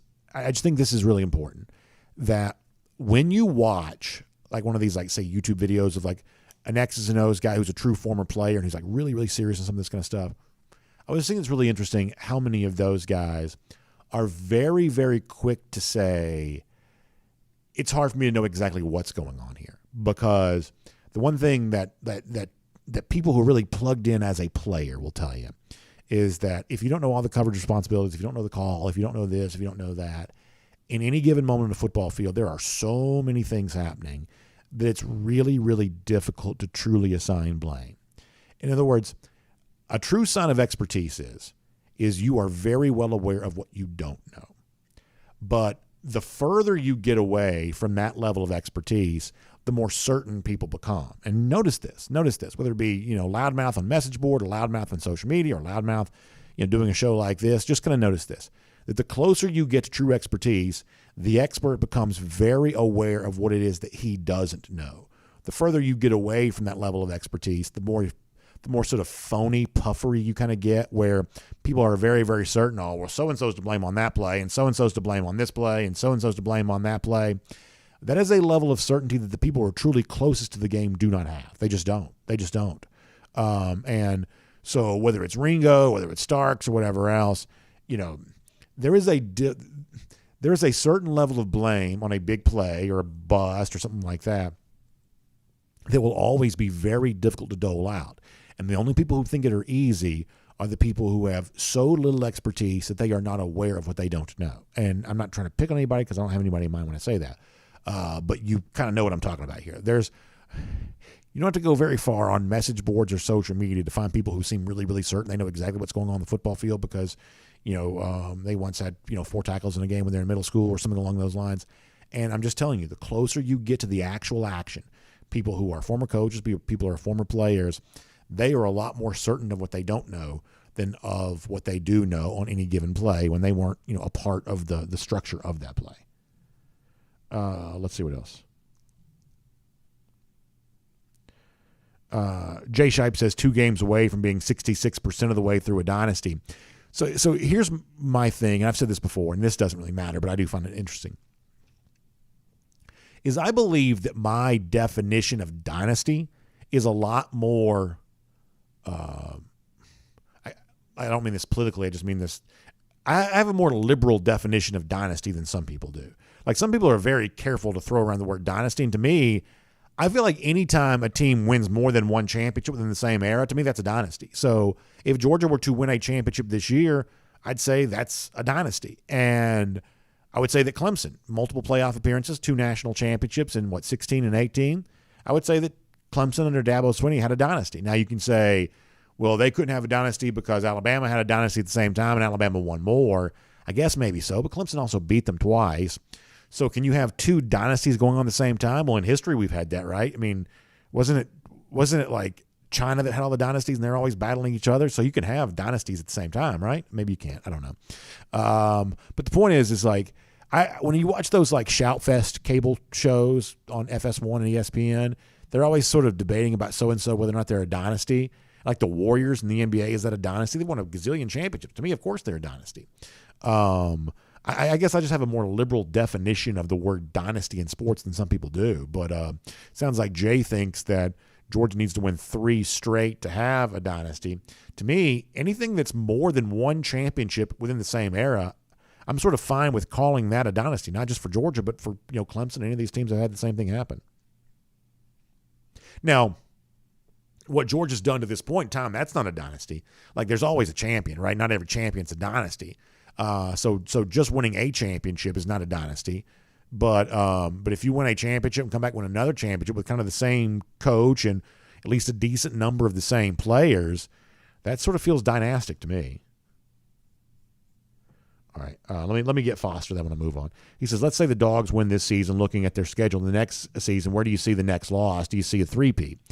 So here's the thing. I guess this comes across as very coach-speaky, but I am not talking about, I'm not trying to avoid the question, but to me, it's not fun to start talking a bunch of big talk about what's going to happen in 2023 when Georgia's in the midst of winning a national championship here right now. I mean, the obvious point of your question is certainly a true one, in that I think that it sets up very well for Georgia in 2023. I think it probably sets up very well for Georgia in 2033 too, right? I mean, it's like the future is really bright for Georgia. That means the immediate future and the distant future and everything else. I mean, this is obviously a great time to be a Georgia fan. You don't see any obvious reason that should end anytime soon. So there's clearly a lot to like about Georgia's future. But this idea that we're already calling our shots with how much Georgia's going to win next year's national championship by, that doesn't seem all that fun to me in a time in which I'm trying to appreciate the one that Georgia's having now. And people try to do this to me a lot because we invented go for 2-22. they're like, how about go for 3 and 23 and whatever else? And like, we'll get there, I promise. But it is a big step. I mean, the idea that in your mind, not you, Foster, but other people, and I really don't mean this as a criticism of you because I think your question is certainly a fair one. There is no obvious reason why Georgia should be any less of a contender next year than it is right now. There's no obvious reason. Even with the change over quarterback, Georgia's still not a quarterback-dependent program. That's going to be true next year with a different starting quarterback, the same way that it's been true right now. Georgia's the kind of team that is built to overcome change over quarterback because of the level of strength it has in other places. I just think that's probably true. But when we invented go for 2 and 22, the thought was, well, that's too much to ask for because no one's done this in 10 years. And it's only been done a couple of times, period. And so out of respect for the mission of actually trying to do something that's very rarely happening in college football, I just can't get too fired up about making any kind of big prediction for 2023 when you're, in the midst of trying to do something so big here right now. So that's kind of my thing on that, if that makes any sense. All right, let me go to a Facebook here for a moment.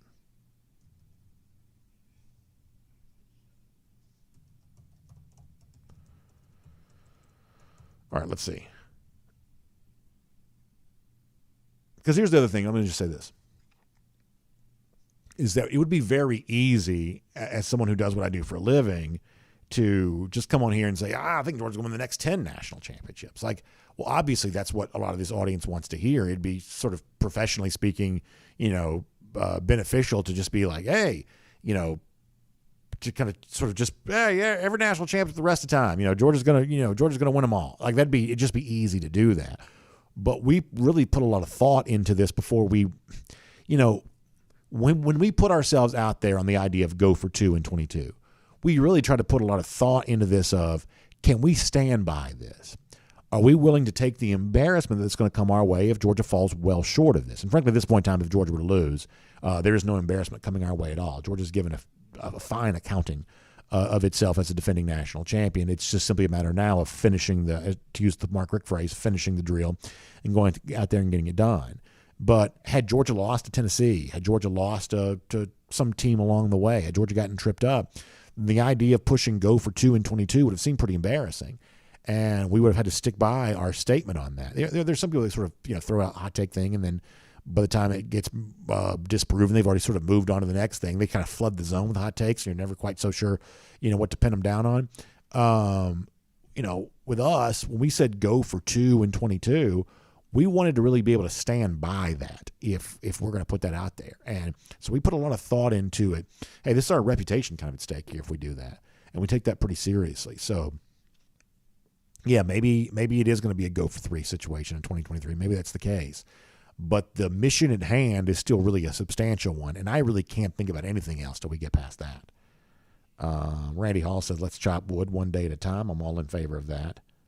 Although I'm more in favor of like the metaphorical version of chopping wood because the actual chopping of wood is very hard work. Lucy Bowers-Boykin says, we can't go a preseason without a quarterback controversy. Yeah, I don't know. We'll see about that. Ryan Walker says the Minnesota Golden Gophers, who were coached by Bud Wilkinson when he was the quarterback from 34 to 36. So I actually didn't know that, Ryan. So Bud Wilkinson, who's actually famous for being the Oklahoma coach, and I believe, and Ryan, you may know the history of this better than I do. I'm sure you do. He was the coach of the team that won 47 consecutive games, correct? So this is one of the great coaches of all time and kind of a great era for Oklahoma. I did not know he was also the coach of the Minnesota Golden Gophers. And apparently they won 3 straight championships. I did not know that. That's very interesting. Philip Jordan Wells said USC would have had a shot to do that, but they would have been stripped today because of the NCAA sanctions. Yeah, so they won it. They shared it with LSU in 2003. They won it by themselves in 2004. Is that right? Because LSU and USC shared 2003, right? They won it by themselves in 2004. And then in 2005, they lost Texas. That would have been 3 straight for them, right? Wow, that's really something. That's really something. Let's see what else. Zoe Walter says, or I should say Zoe Waiter says, can we please win this one first? I'm right there with you, Zoe. I'm right there with you.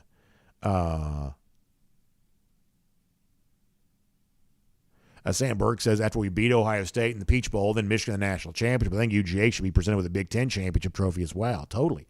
I'm right there with you on that, and I do think that kind of matters. And for a Georgia team that's already beaten 5 ranked opponents right now, to think that you can conclude the national championship journey with an Ohio State win and possibly a Michigan win too. Now, listen, Georgia fans will take it even if it comes against TCU.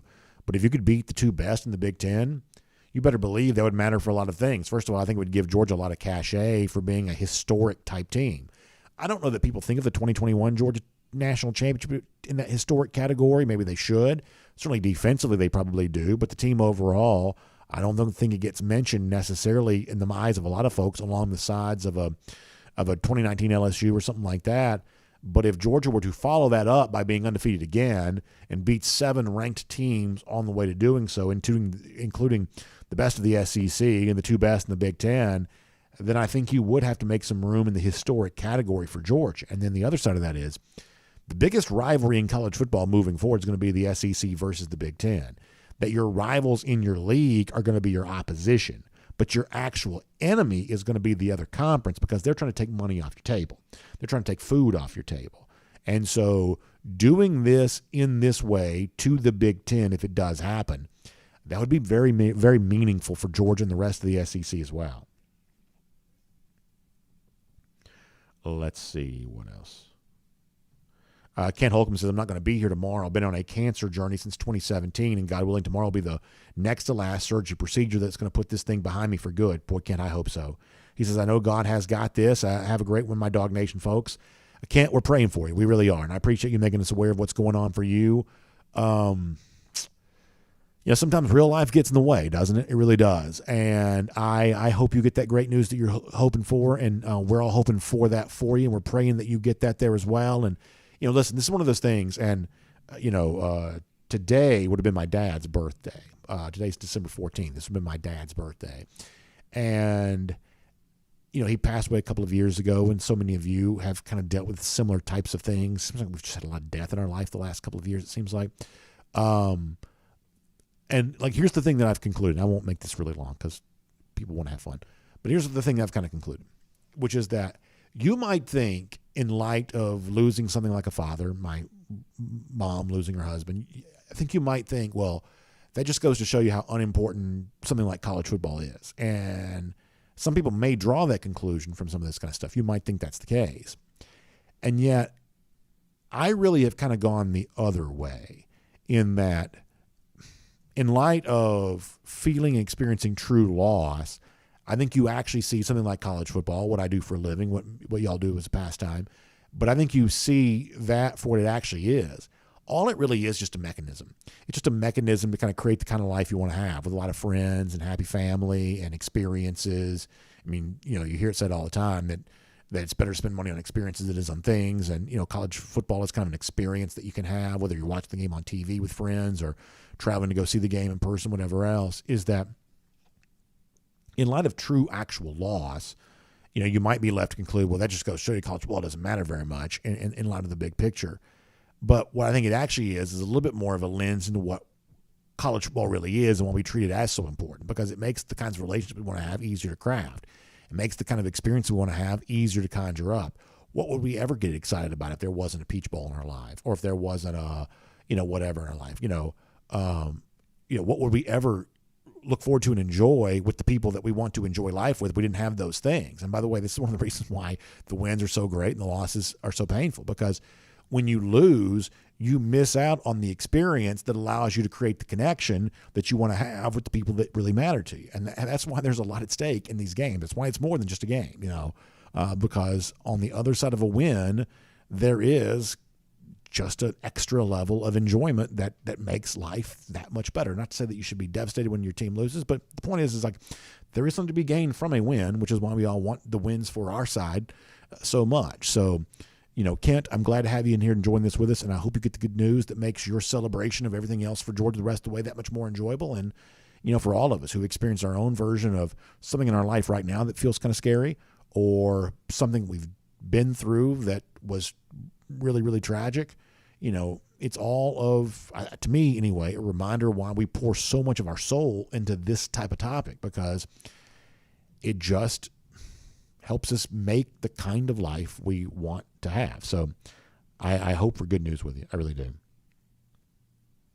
And thank you for sharing that news with us. All right, let me go to DawgNation.com for a minute.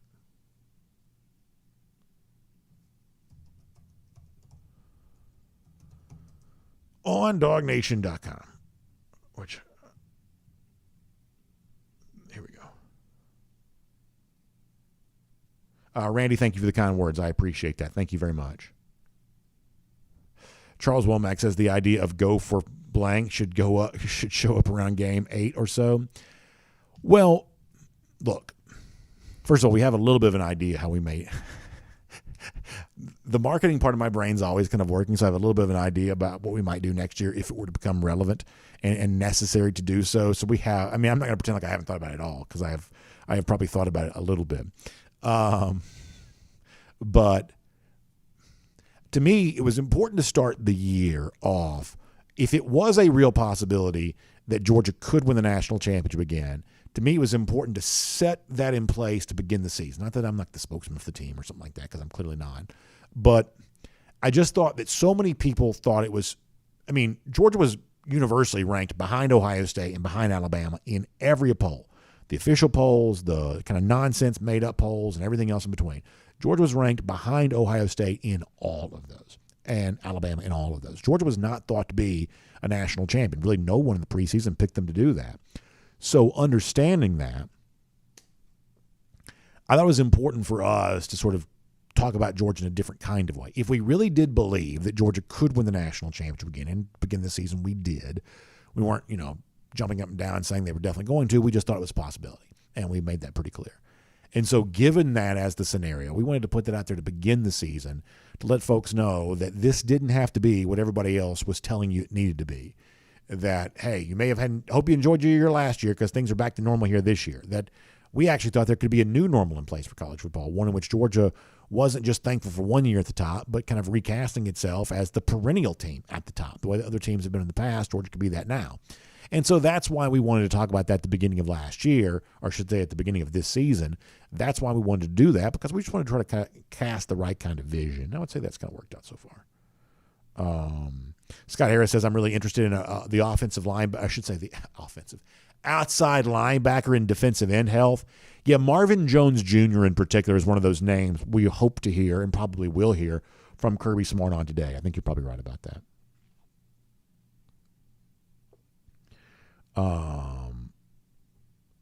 Randy Hall, Jared Johnson, the subject of Damon Wilson. So let me just say this about the NIL thing. So I'm going to read this from Jared Johnson. He says, are we believing the story coming out of Ohio State that we outbid them on a 5-star recruit? And the number, I guess, that the message boards are throwing around here is $1.8 million up front, then $800,000 a season. Does it even make sense? So let me tell you this. On the one hand, I mentioned this yesterday, that I think there's a misperception out there with Georgia that Georgia is not either willing to or capable of playing the NIL game at a level that's pretty close to almost anybody else across college football, and I think that's probably wrong. I think it is pretty common for college football fans in this day and age to look at whether it be John Ruiz at Miami or so-and-so Boost or some other place and say, oh, our team can't compete with this. There's a tendency to sort of want to poor mouth your program because it seems like somebody somewhere is spending way more money than you're spending. And there's a little bit of aversion around that around Georgia too. And I don't have any reason to believe that's the case. Georgia is not making NIL the forefront of its recruiting pitch because, I think that if that's the kind of pitch you're making, those are the kinds of recruits you get, the people that only care about NIL, and that might not be exactly the right way to build a roster. But at the same time, the idea that Georgia is incapable of doing what most teams are doing, almost any team is doing when it comes to NIL, I don't see any reason to believe that's the case. I have every reason to believe that Georgia is just as resourced in that regard as the typical college team is. There may be an outlier here or there, but in terms of the typical power structure in college football, I believe Georgia is just as capable of kind of doing what anybody else is capable of doing. Now, as far as this specific rumor that we assume is about Damon Wilson, here's what I can tell you, is that to me there are two kinds of rumors. There's the sort of message board rumor that you always read about, and there's the sort of not quite message board rumor that you maybe hear about in some, I don't know where you might go to sort of hear the rumor that doesn't quite make its way to the message board. But in that version of the rumor mill, I can tell you, I have heard the same story a million times, but a million different schools. And it's always the same kind of thing of, we're trying to play the NIL game, but so-and-so school came in here and just offered some sort of crazy offer, and that just sort of messed everything up. And I'm like what the message board for Ohio State is saying about the supposed 5-star recruit that we're probably left to assume is Damon Wilson. Honestly, I've heard Georgia people saying the same thing about Ohio State, that like there is this thing out there where it's the sort of the rumor of the moment. Well, we're trying to do right by these kids and sort of make them, put them in a position to be able to make a little bit of money. And then so-and-so school swooped in here and they offered some crazy thing. Now the whole deal's messed up. Like, that's just the rumor of the moment, right? And so it's almost like the urban legend thing of when you hear the same urban legend over and over again, you're sort of led to conclude this must have just been made up somewhere. There is this sort of NIL thing that you hear over and over and over again of, listen, we're going to offer the same NIL deal that somebody else is going to offer. We're going to try to do right by these kids, but you got this crazy school over here and they're just talking this insane amount of cash. When you hear the same version, or at least a rhyming version of that same rumor over and over, you sort of left to believe that, I don't know, something about this doesn't quite feel completely and totally accurate. But, we're now another year into the NIL world, and it is still really, really difficult to know what is going on. And I think simultaneously, there is more NIL stuff going on than sort of meets the eye, while at the same time, some of the wildest, most outlandish claims that you keep hearing are just as untrue as they ever were. Is it possible for both those things to be true at the same time? That NIL is actually more of a present factor than sometimes it appears, and yet on the sort of outlandish end of this, some of those grotesquely exaggerated claims are just as grotesquely exaggerated as they've always been. So you've heard me probably say a lot over the last year, which is it's just very difficult to know what's actually going on, and everybody's lying and they have their own reason to lie. And I would say in the latest example of this, when so many of the rumors sound exactly the same, except you can just sort of take the player out and take the school out and use some different names interchangeably, you're left to conclude that some of that's probably, slightly exaggerated. And I would say in the case of the Wilson stuff, when Georgia thought they were losing, I'm talking about Georgia, not Georgia the program, but Georgia the DawgNation. When DawgNation thought it was losing Wilson to Ohio State, we were all blaming, and I say we in air quotes here, we were all blaming Ohio State and their rogue boosters for their crazy NIL stuff. And now that it seems like the Wilson thing may have swung back to Georgia, now their people are kind of doing the same thing. Like, who knows what's true? It's probably all made up to a certain degree. Here's what I think the most interesting question as it relates to NIL is right now. And you saw this the other day when Colorado hired Deion Sanders, and like the athletic director was like, well, we don't have the money to pay him yet, but we're going to get it. Like, that's the most honest thing that anyone has said around college sports in quite some time. That a lot of the monetary figures that are being thrown around is really on the basis of pledges. In other words, if you've ever given to your church building fund, you give a pledge, but it's not actual money until you actually pay the money. And the amount of money I've pledged to churches over the years is probably a lot higher than the actual amount of money that I've probably given. And there's a college football version of that that's true too, which is a lot of this NIL stuff. Hey, we got $11 million collective. Well, you don't have $11 million in the bank. You've got people that are saying, hey, we're going to give you this much money. It's a pledge up to this point in time. And I think the real future conversation as it relates to NIL is how do you actually raise the money that has been pledged? That's the real trick, because the Colorado folks said, we spent big to hire Deion Sanders, and now that we've spent this money, we actually have to go out and collect this money that we're going to spend. And some of y'all doing that with Christmas presents too. You're buying your gifts and you haven't actually made the money yet to pay for the gifts, but you're doing it anyway. Well, college football's got its own version of that right now too. And so whatever real is when it comes to NIL, and it is in some respects more real and more present than it sometimes initially appears, and at the same time, some of the most outlandish stuff is probably less real than you've been led to believe. The big question is still going to be, how do you actually raise the money necessary to make good on all these promises? And there's a lot of smart folks who haven't quite figured that part of this out yet, and that's going to be really, really interesting. So after all of that, I have now talked way too long. Let me get final comments. We're going to go. Scott Harris talking about the possibility of Ohio State players opting out being a cultural issue. Here's all I can tell you. I hope it's true. It seems like it might be true, but I definitely hope it's true. And that's where I kind of come down on that. Senior Dog 54 says, my experience has been that wealthy people don't throw their money around. Yeah, Senior Dog, I think you're kind of right about that. And look, here's what it kind of comes down to, is that people are going to have to figure out a way to make NIL money kind of a renewable resource in some form or fashion. Like, let me just try not to get too deep in the weeds on this. But how is it that players have their scholarship paid for each and every year? The scholarships are paid for through an endowment. And, you know, if you go like so-and-so Georgia player, like that Georgia player knows what family endowed his scholarship. The scholarship has a name. It's the so-and-so family scholarship or whatever else. The same way that, you know, like the official title of Josh Brooks, he's the J. Reed Parker Director of Athletics. The reason why it's called that is because the family of J. Reed Parker, I don't know who J. Reed Parker is. I'm sure a lot of people do. I just don't happen to know that. The family of J. Reed Parker, or maybe it's J. Reed Parker himself. I honestly, like I said, I'm not sure who that is.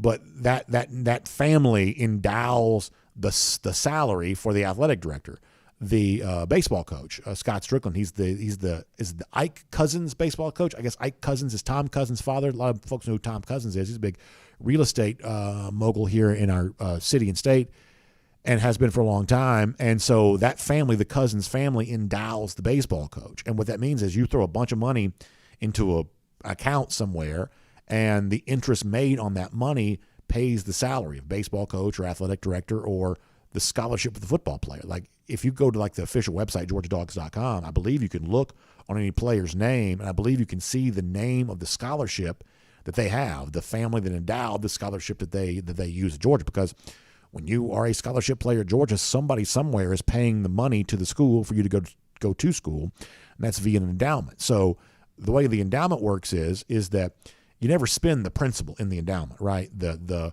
interest off the endowment pays the scholarship and pays the salary or whatever the endowment is for.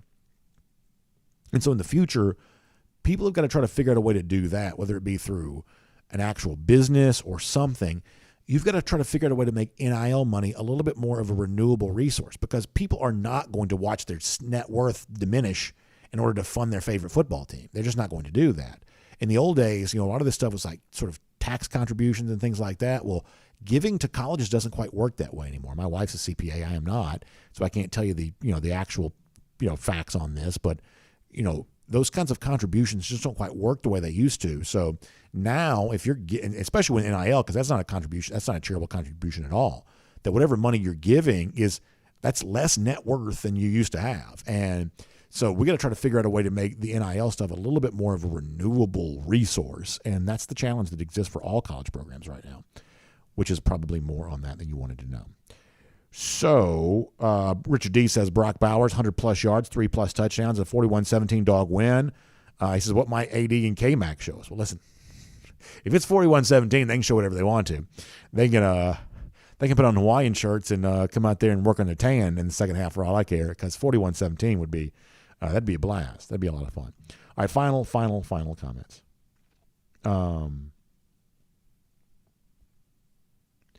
Johnny Robinson says in a couple of years, Colorado is going to be a force.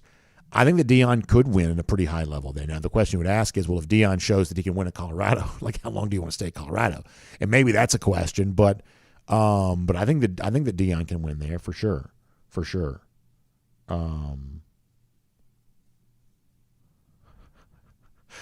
Lucy Bowers Boykin is funny. I told you I probably got more into that than people wanted to go.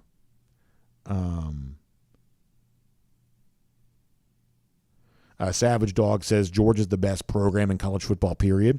That's another reason why games like December 31st matter, is that there's always going to be a near-term and a long-range storyline in place for every football game.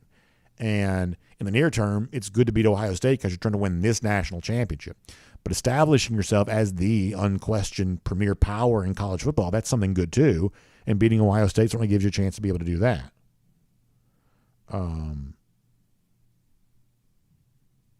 Let's see what else.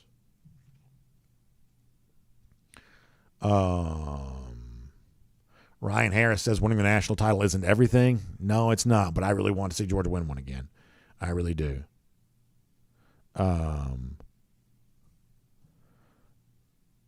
Jordan Bowman checks in, and he's a Clemson fan. He says, in a 12-team playoff, questionable quarterback management won't cost us a spot. I'm down. Yeah, in a 12-team playoff this year, Clemson would be in, and I think that you're left to conclude that maybe Clemson did not handle its quarterback situation particularly well this year. You saw Klubnik come in and play better in the ACC title game when he finally got his chance.